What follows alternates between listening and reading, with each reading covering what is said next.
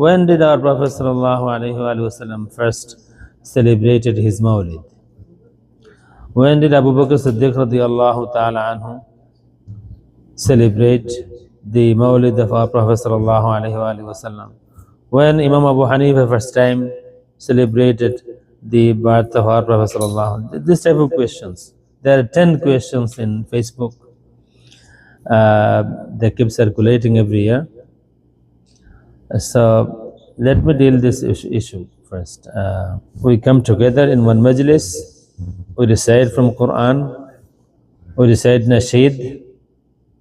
We say some speeches to praise our Prophet sallallahu alaihi wasallam, to honor his birth, and then we do salam, salat and salam, and dua, and then shinni. So these are the tartib of Mawlid in some part of the world with some people. It can be different.